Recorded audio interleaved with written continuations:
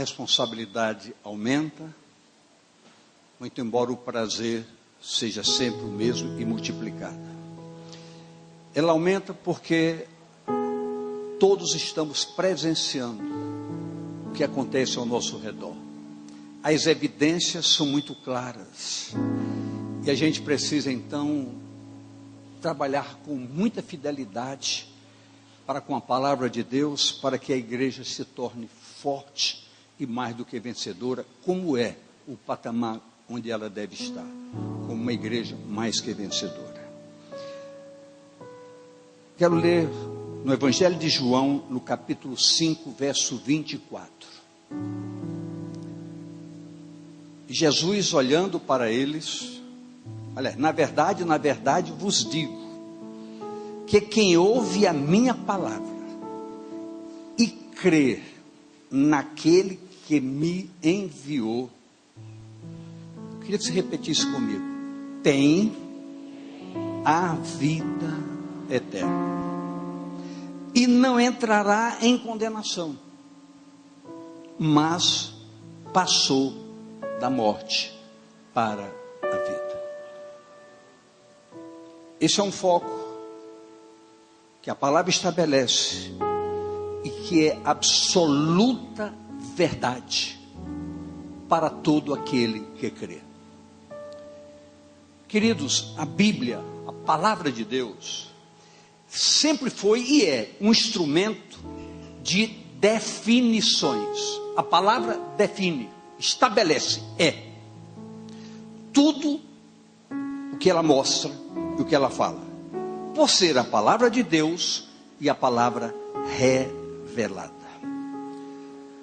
É comum para todos nós, seres humanos, estudamos, pesquisamos, vivendo numa sociedade que procura se aperfeiçoar, e é normal que diante de alguns fatos nós possamos emitir conceitos dentro do nosso entendimento. Mas eu quero deixar bem claro que a palavra de Deus não conceitua, ela define os fatos para que possamos recebê-los e vivê-los na sua intensidade. Há algumas asseverações marcantes na palavra de Deus que mexe com a nossa fé e a chama à existência devidamente. Vejamos dois textos básicos. Em João 6,47, diz o seguinte: na verdade vos digo, que aquele que crê em mim, que acredita em mim, tem a vida eterna. Diga comigo, tem a vida eterna. Segundo texto, João 17:3. E a vida eterna é esta: que conheçam a ti por único Deus verdadeiro, e a Jesus Cristo, a quem enviaste. Então a palavra está dizendo, esses fatos estão evidentes, definidos pelo Senhor, mas aqui de maneira embutida, está bem definido que para todos nós há necessidade de nós desenvolvermos o entendimento através da meditação na palavra, na oração, para que possamos, conhecendo como está dizendo ali, nos apropriarmos, nos apoderarmos daquilo que Deus disponibilizou, porque Deus não quer que nenhum se perca, mas que todos alcancem a plenitude deliciosa dessa salvação.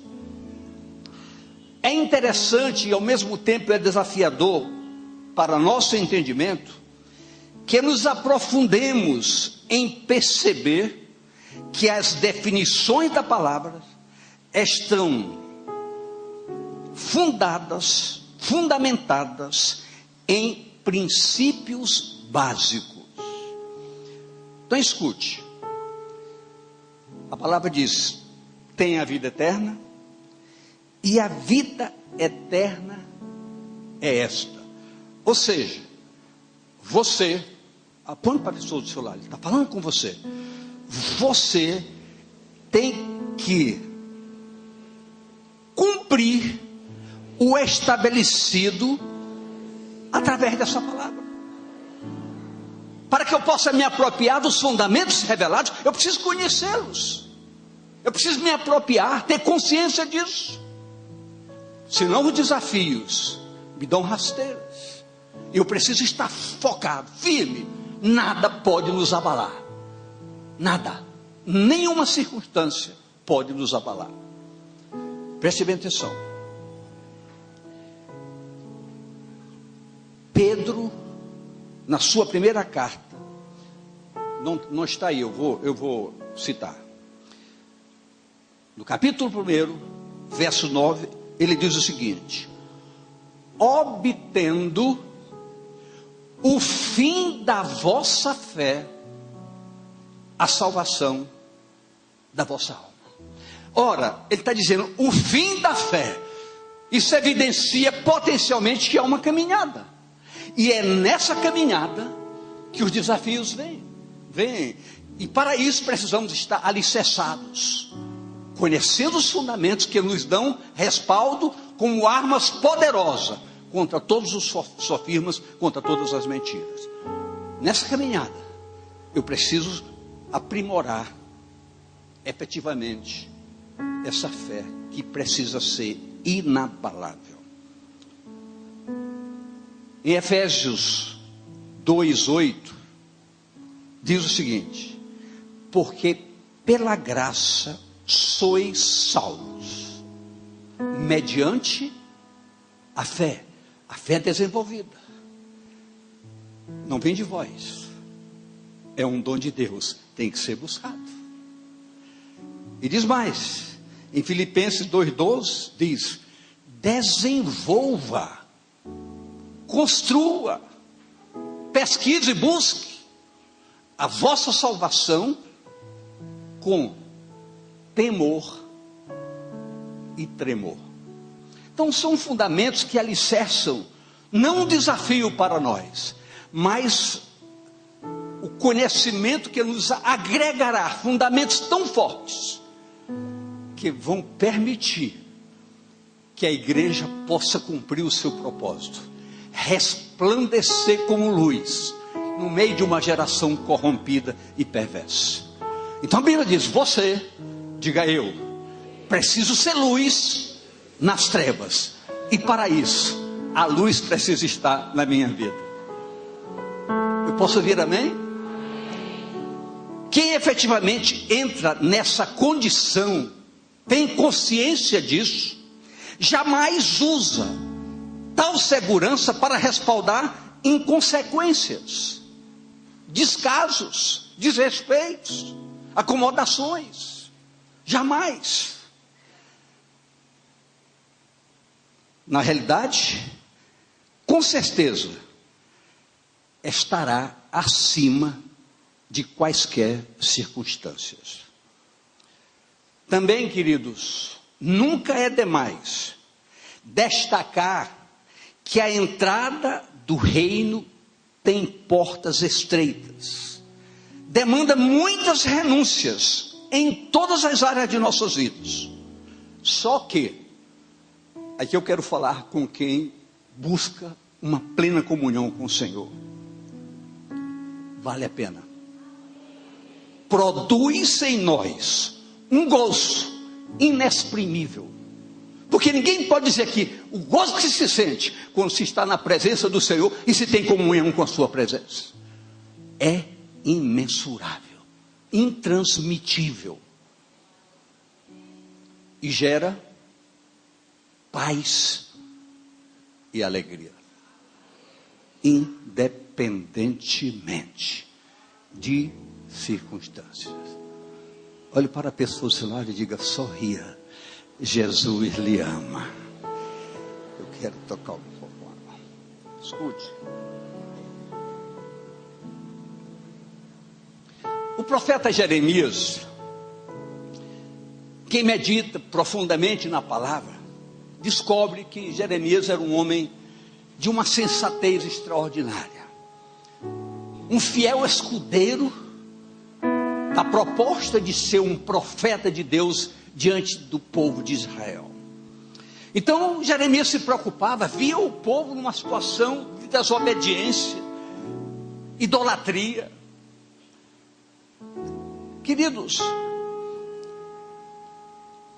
é lamentável, mas nós somos obrigados a observar no dia a dia, se há uma seriedade pastoral em nossas vidas, nós temos que entender, porque a palavra diz que nós temos que dar conta de vocês diante do Senhor.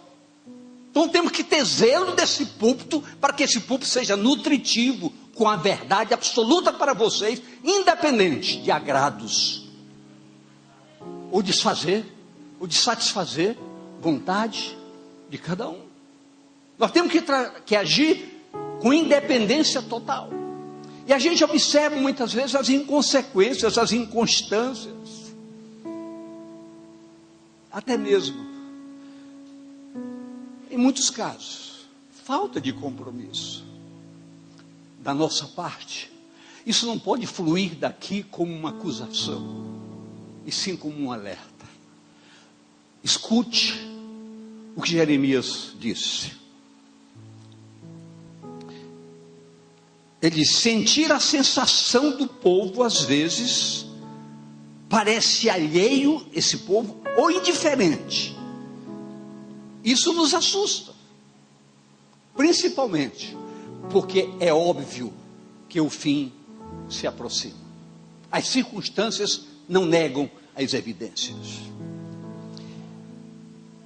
Jeremias recebeu uma palavra direta de Deus, que está lá não está aí também, está no capítulo 7, verso 16, quando Deus diz: Jeremias, tu, pois, não interceda por este povo, nem levantes por ele clamor ou oração, nem me importunes, porque eu não te ouvirei.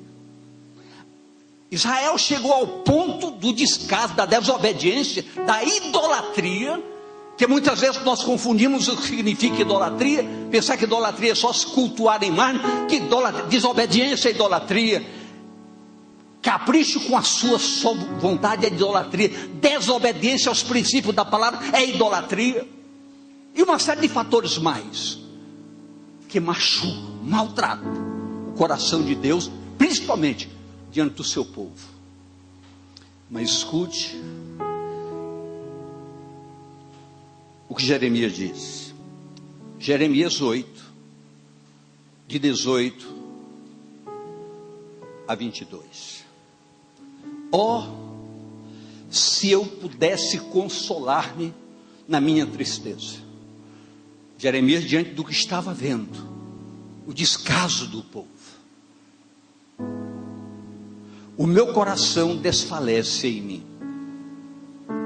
Eis a voz do clamor da filha do meu povo, de terra muito remota, como se todos estivessem além e longe. Não está o Senhor em Sião? Não está o Senhor na sua casa? Não está nela o seu rei? Porque me provocam a ira com as suas imagens de escultura, com vaidades estranhas? Passou a cega, findou o verão, e nós não estamos salvos. Estou quebrantado pela ferida da filha do meu povo, ando de luto, e o espanto se apoderou de mim. Porventura, não há unguento em Gileade? Ou não há lá médico? Porque, pois, não teve lugar a cura da filha do meu povo? Porque as coisas não acontecem. A igreja não tem a palavra, não tem os fundamentos, não tem quem pregue todo dia.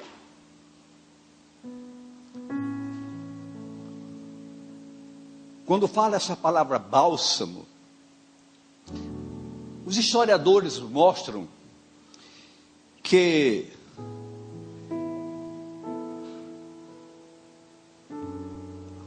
caravanas saíam de Damasco, na Síria, com destino ao Egito, e levava bálsamo, um unguento específico. E quando chegava em Gileade, na rota, desviavam e entravam até Israel e abasteciam desse unguento. Por isso que a palavra diz, não há bálsamo em Gileade. Porque esse unguento tinha propriedades medicinais. Ele era usado sobre feridas para promover curas.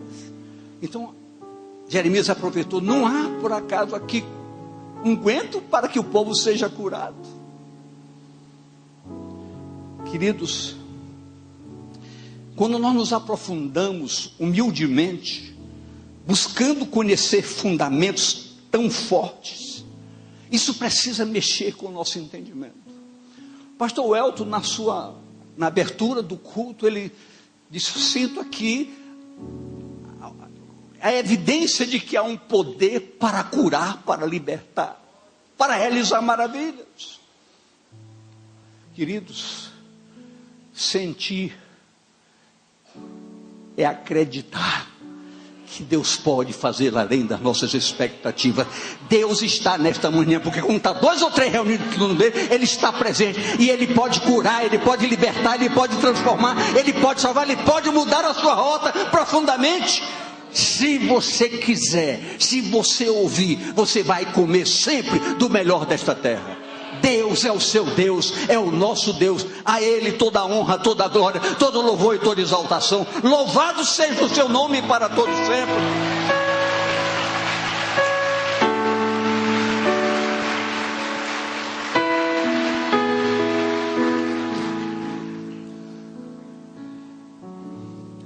Ele diz, o povo a quem o Senhor me enviou é como escravo em terras estranhas. A aparência é como de um povo que não tem no Senhor a segurança da salvação. E muitos parecem alheios a tudo isso. Queridos, eu disse aqui que quando nós acreditamos e vivemos essa realidade de fé, nada pode nos abalar. E muitas vezes a nossa fé é provada.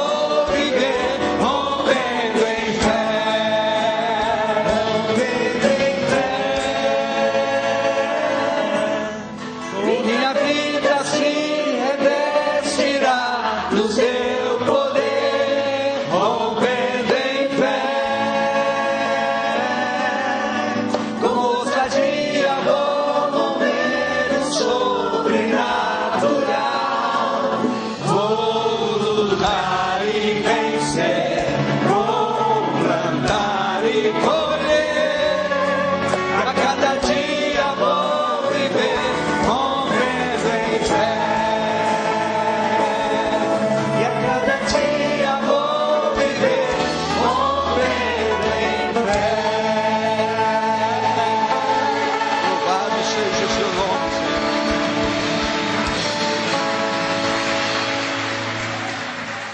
É claro, é óbvio,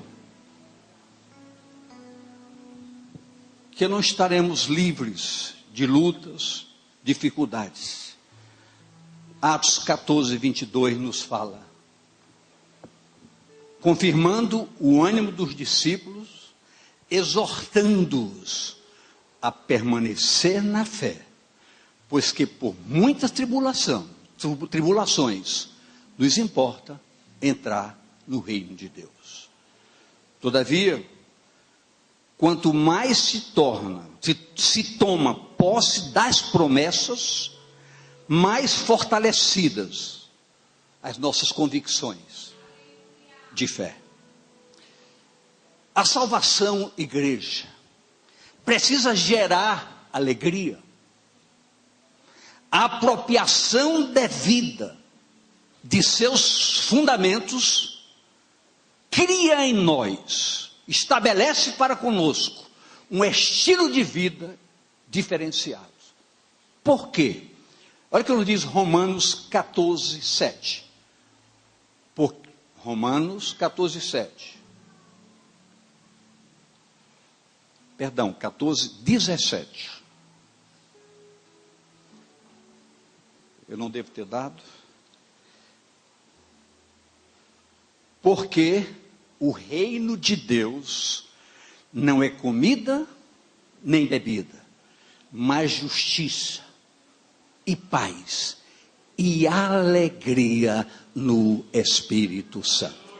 Então, o reino de Deus é alegria. Por quê? Porque nada pode abalar a nossa convicção de fé. Nada pode abalar a nossa convicção de fé. E a palavra mostra isso. 1.000, 10.000, mas tu não serás abalado.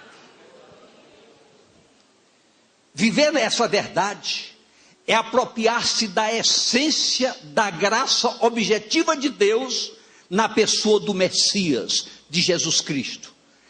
É conhecê-lo verdadeiramente.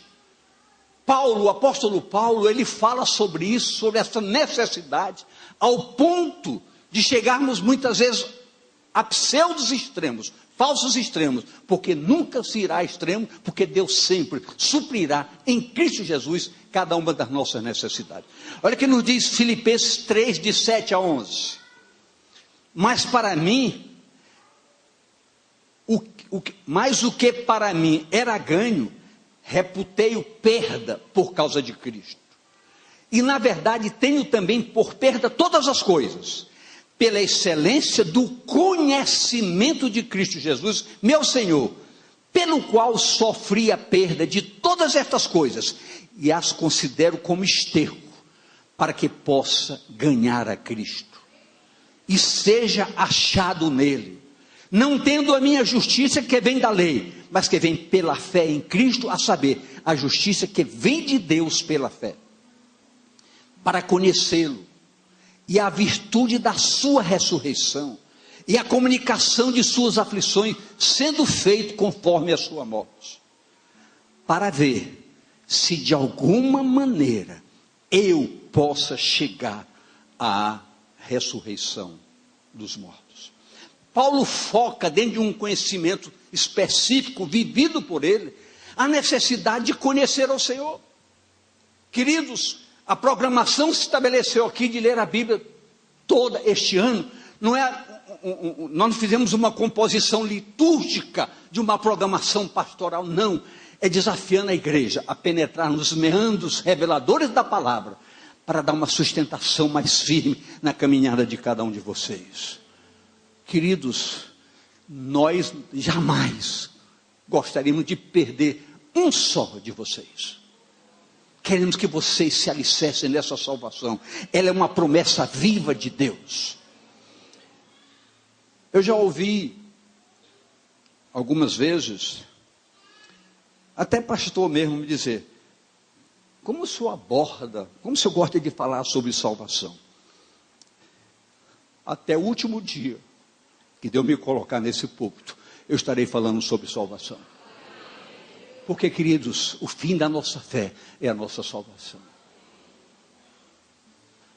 Felizmente, nós temos uma gama de pastores aqui que meditam, que estudam para nutrir esse púlpito. Mas a tônica da salvação deve ser o alicerce básico de toda a nossa expectativa.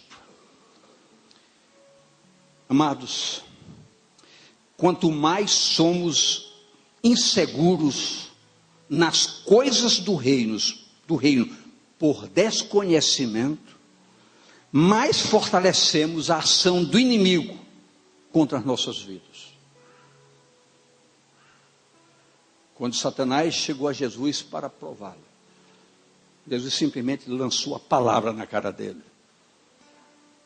E acabou tudo. Creio plenamente que as asseverações da palavra de Deus, quando a buscamos com propósitos sinceros, objetivam consolidar o nosso entendimento, tirando dúvidas e incertezas que circunstâncias oportunamente procuram nos afetar. Em Hebreus 4:12 temos a seguinte palavra: porque a palavra de Deus é viva e eficaz, e mais penetrante de qualquer espada de 2 gumes, e penetra até a divisão da alma e do espírito, das juntas e medulas, e é apta para discernir os pensamentos e intenções do coração. É uma definição viva do que a palavra pode operar, construindo uma expectativa nova, uma esperança nova, uma segurança absoluta, gerando uma igreja feliz, alegre. Quando eu vi hoje de manhã, me procurando aqui, pastor, não tem mais lugar, mande botar a cadeira. Eu digo, põe a cadeira que tiver, não tem problema. Agora, a gente às vezes precisa entender que é com algumas lutas. Eu sei que o corredor está um pouco impedido na hora da ceia, mas não se preocupe, vai dar tudo certinho. Vai dar tudo certinho. Sabe por quê?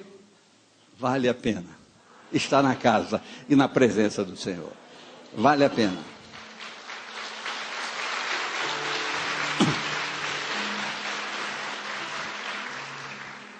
Há algo na palavra que nos chama a atenção e que precisa gerar um despertamento muito forte em todos nós.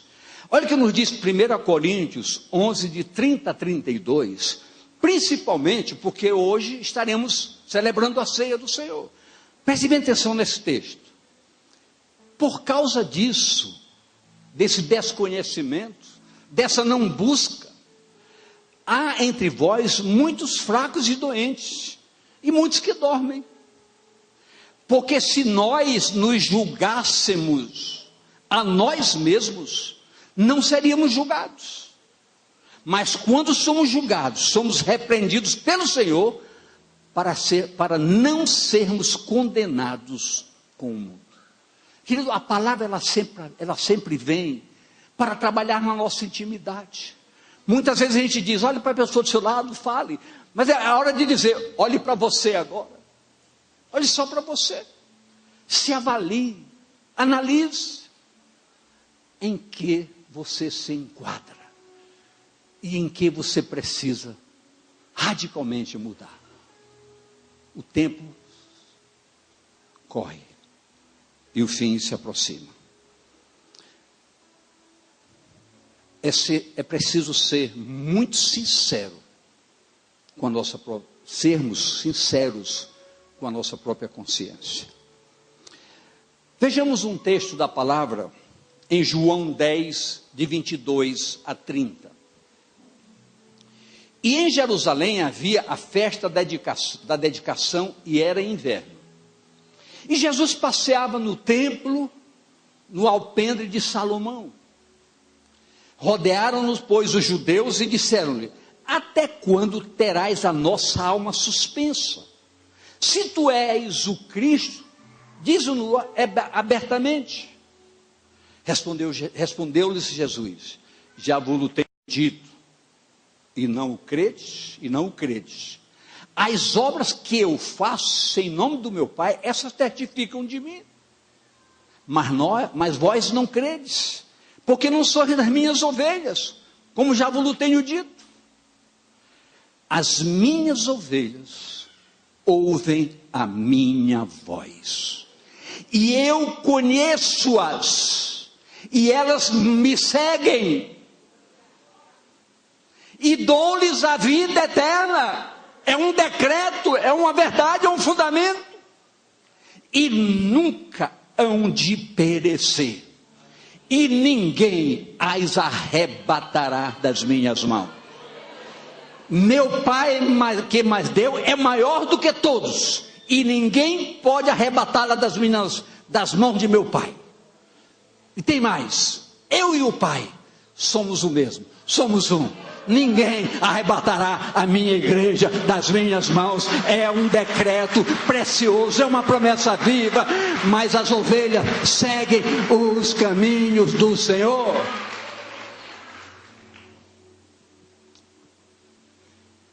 Esse texto nos mostra o próprio Senhor Jesus explicando o porquê das coisas não acontecerem, devido à falta de crédito, à veracidade de suas palavras.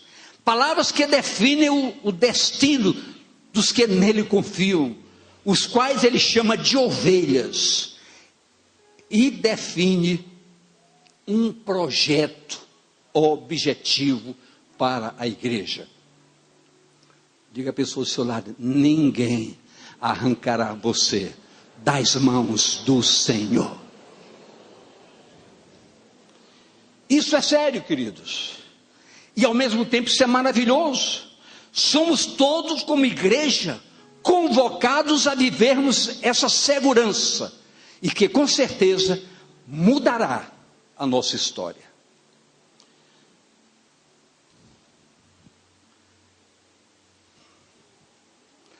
Estamos chegando. Escute essa breve conversa entre Jesus e um jovem rico.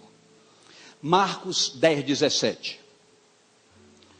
E pondo-se a caminho, correu para ele um homem, o qual se ajoelhou diante dele e lhe perguntou: bom mestre, que farei para herdar a vida eterna? Jesus respondeu para aquele jovem, falando sobre os princípios diretivos, os nortes diretivos da palavra. Nesse episódio, a sabedoria divina destruiu o sofisma religioso e evidenciou um aprisionamento que muitas vezes engana muita gente. Quando o Senhor falou: tu sabes os mandamentos? Ele disse: eu sei. Tu sabes isso? Eu sei. Tudo isso, Senhor, que tu está falando, eu pratico. Eu vou ao culto. Pode ver se o Senhor está vendo aqui hoje. Eu entrego meu dízimo, dou ofertas. Esse jovem diz tudo para o Senhor. O coração daquele jovem rico, apesar de conhecer fundamentos e praticá-los, estava aprisionado nos seus bens. Muitas vezes nós estamos aqui alegres, felizes, até choramos, vibramos, pulamos, mas nós temos que ter consciência que nós estamos presos a paixões e a sentimentos que impedem a nossa entrada no céu de Deus. E eu quero dizer que esta manhã é como um martelo firme e poderoso para quebrar essas correntes aprisionadoras, para que nada impeça a sua jornada para o fim da sua fé, que é a salvação da sua alma. É o poder de Deus. Só o poder de Deus pode fazer. Você muitas vezes: eu não posso, eu não consigo, eu estou apaixonado. Não importa. Deus quebra paixões, sentimentos errados. Deus faz tudo. O que Ele quer é a sua salvação. Não tem vício, não tem deturpações morais que possam impedir uma jornada de quem crê em um Deus que pode todas as coisas. O Senhor disse: seus equívocos não bloquearam o amor do Senhor para com aquele jovem. Contudo, Ele foi muito claro: age, Marcos 10, 21. Ele diz: e Jesus, olhando para ele, o amou e lhe disse: falta-te uma coisa. Vai, vende tudo quanto tens, dá aos pobres, e terás um tesouro no céu. E vem e segue-me. Quantas coisas faltavam para aquele jovem? Diga comigo uma coisa. Às vezes está faltando em você uma coisa, uma decisão. E essa decisão é a chave da sua vitória. Em nome de Jesus. Voltando ao texto de Jeremias, pensemos naquela pergunta que Jeremias colocou no texto que nós lemos há pouco. Acaso não há bálsamo em Gileade? Ou não há médico? Por que não realizou ainda a cura da filha do meu povo? Uma pergunta muito objetiva. Não há palavra que seja bálsamo para curar as feridas do meu povo? E lhes revelar a dimensão da graça de Deus? Igreja Batista Missionária da Amazônia. Essa voz profética se propaga em nossos dias com veemência e com um desafio muito grande. Eu queria que essa igreja se colocasse de pé, para nos prepararmos para um momento maior, na ceia. A voz ainda clama em gritos aos nossos ouvidos. O meu povo precisa ter a cura completa. O meu povo precisa ter uma convicção real de que não está sendo enganado, de que a salvação é uma realidade para a sua vida. E eu me propus e me proponho hoje em fazer uma pergunta a essa igreja. Queridos, todos que estão aqui hoje têm plena segurança da sua salvação? Me dê um sinal. Nem todos levantam o braço. Mas eu digo, querido, esse impedimento pode ser destruído hoje da sua vida. Muitas vezes, como aquele jovem, lia a palavra, praticava, mas tinha prisões. Uma prisão. Talvez essa prisão bloqueie o seu braço.